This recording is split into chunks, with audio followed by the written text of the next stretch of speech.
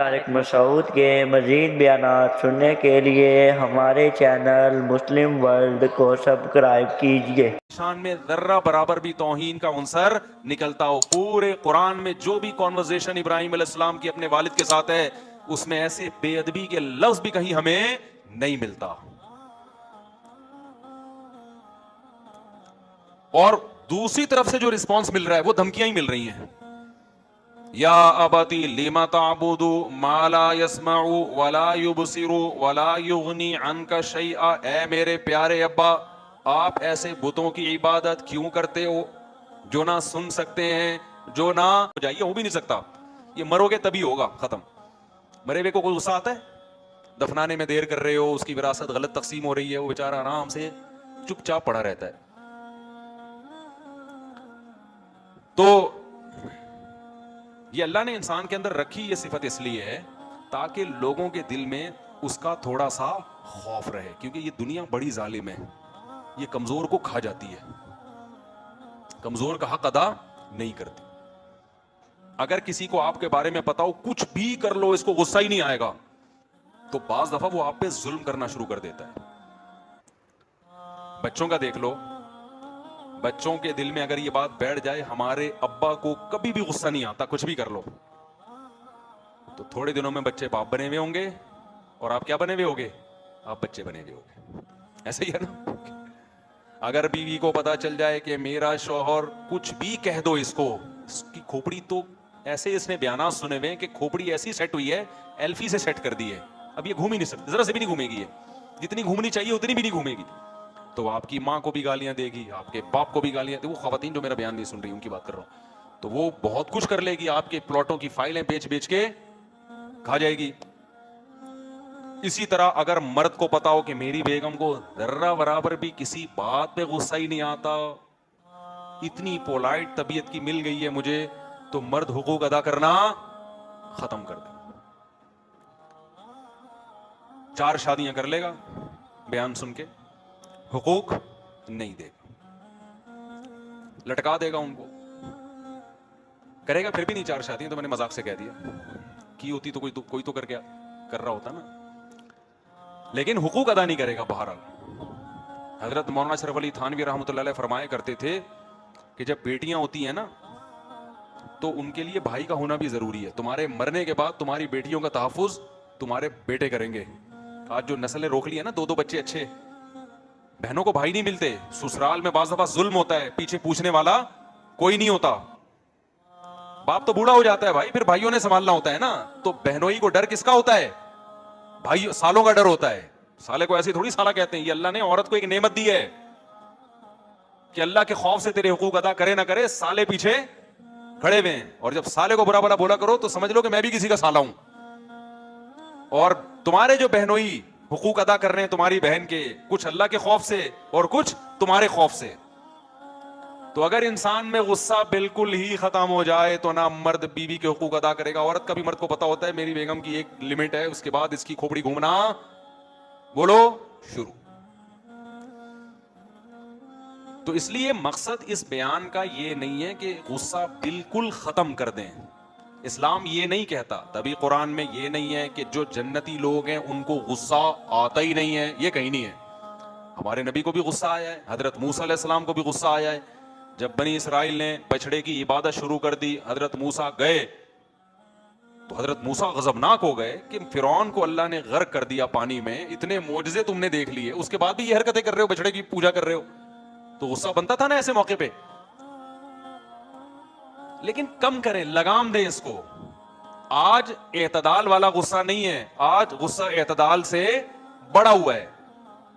पता ही नहीं कि किस पे गुस्सा कर रहा है, किस पे नहीं करना, और जिस पे कर रहा है उस पे कितना करना है। घोड़े का पता होना चाहिए ना, इसको मैंने कहां सवारी के लिए, कहां के लिए रखा हुआ है, मैंने किस टाइम पे से काम लेना है।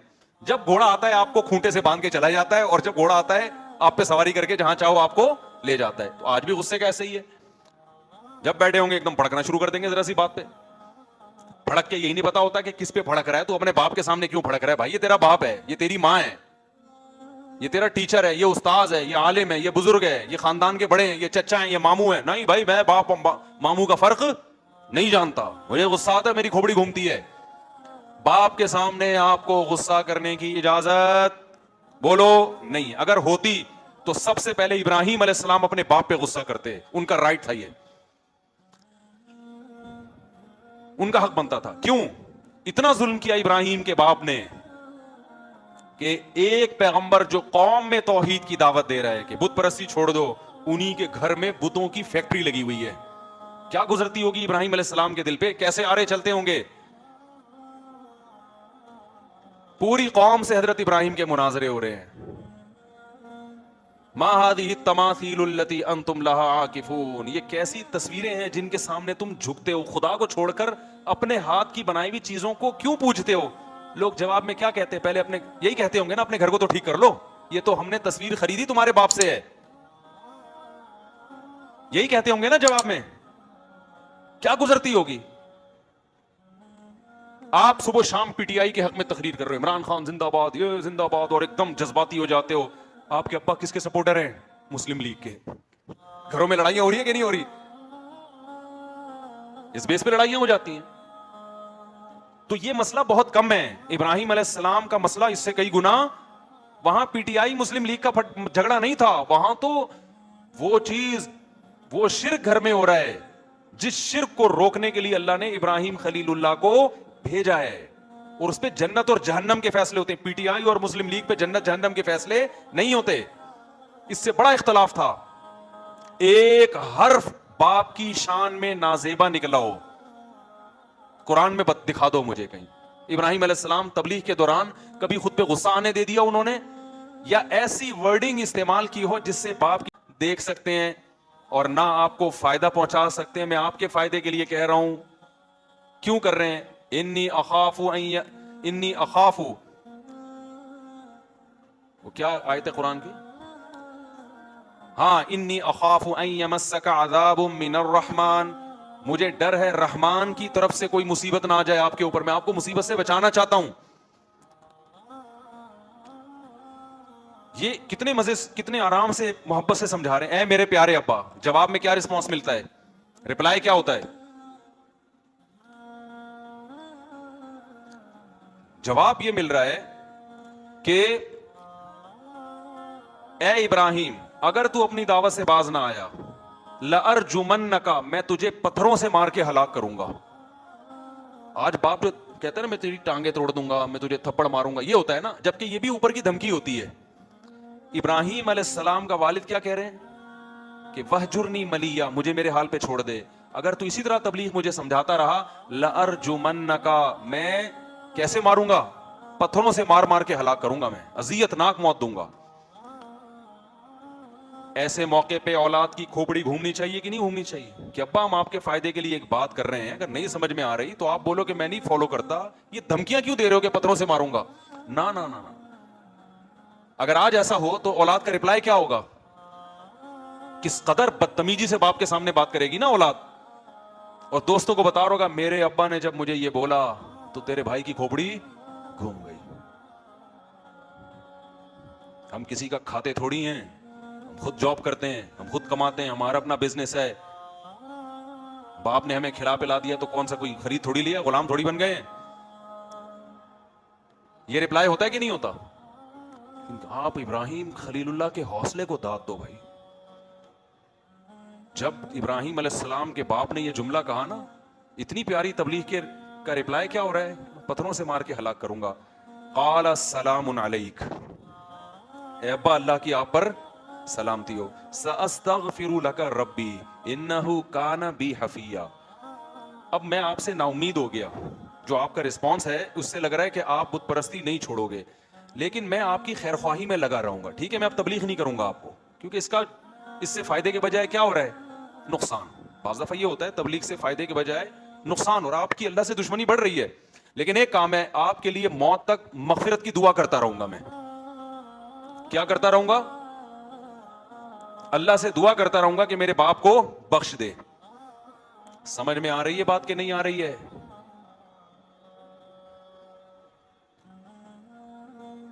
तो कुरान के अल्फाज देखें, सअस्तग़फिरु लका रब्बी, अपने रब से आपके लिए मग़फ़िरत की दुआ करूंगा।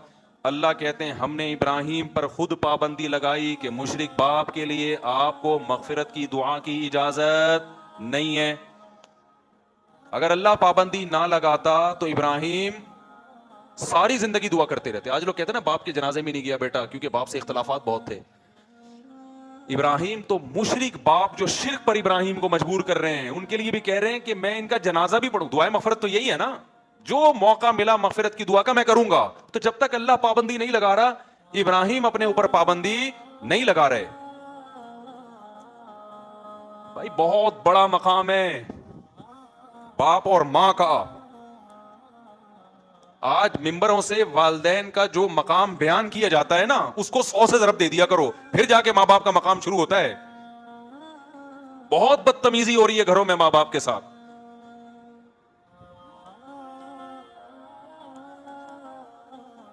बहुत ज्यादा बदकलामी हो रही है। कुरान ने जितने एहतमाम से मां बाप को बयान किया, वालदैन को, इतने एहतमाम से कुरान ने किसी और को बयान बोलो नहीं किया। और ये चीज तो अकल में आती है। अपनी मां और बाप की मोहब्बत नहीं देखते बचपन में कैसे होती है। कैसे 30-30, 40-40 साल मां रोटियां पका पका के खिलाती रहे कि आप जैसे इब्राहिम अलैहिस्सलाम ने बाप को समझाया समझाया, आगे धमकियां आना शुरू हो गई। तो अब इब्राहिम अलैहिस्सलाम जानते थे कि अब अगर मैं बाप के साथ रहता हूं तो इसमें ना बाप का फायदा ना मेरा फायदा, इससे रिलेशन जुड़ने के बजाय क्या होगा, खराब होगा। तो ऐसी सूरत में बाप से किनारा कशी इख्तियार कर ली, बदकलामी नहीं की। हम भी औलाद को कहते हैं अगर बाप जालिम है, बाज़ दफा होते हैं माँ बाप जुल्म कर रहे होते हैं, तो बदतमीजी मत करो, किनारा कशी इख्तियार की जा सकती, अलहदा हुआ जा सकता है। फिर उनके साथ माली ताउन करते रहो, उनकी खैरियत पूछते रहो। चिपक के रहना जरूरी नहीं है। बाज़ दफा चिपक के रहने में बड़े नुकसानात होते हैं, बहुत साइड इफेक्ट होते हैं, डिप्रेशन के मरीज बनते हैं, खुदकुशियां होती हैं। तो यहां गलती पर इब्राहिम अलैहिस्सलाम के वालिद थे, 100% गलती पर थे। लेकिन इब्राहिम अलैहिस्सलाम गुस्से में कंट्रोल से बाहर नहीं हुए कि भाई मेरा बाप है, मुझे जना है उसने। कल बाप ताना दे सकता है ना कि आज तू जो इतनी तबलीग कर रहा है, तो बचपन में शेल्टर तो मैंने दिया ना तुझे, खिलाया पिलाया तो मैंने, जिम्मेदारियां तो मैंने उठाई हैं तेरी। लेकिन इब्राहिम अलैहिस्सलाम क्या समझाना चाह रहे थे कि अल्लाह, ए अब्बा, अल्लाह का हक क्या है, वो मां बाप से पहले है। तो गुस्से में पहली बात कि कहां किस पे जारी करना है और किस पे जारी नहीं करना, इसका आपको पता होना चाहिए। दूसरी बात, जिस पे जारी करना है कितना करना है, इसका भी आपको पहले से इल्म, बोलो, बल्कि इससे भी पहले कि जिस पे जारी करने की इजाजत है, क्या हर वक्त इजाजत है या उसकी भी कोई लिमिट है?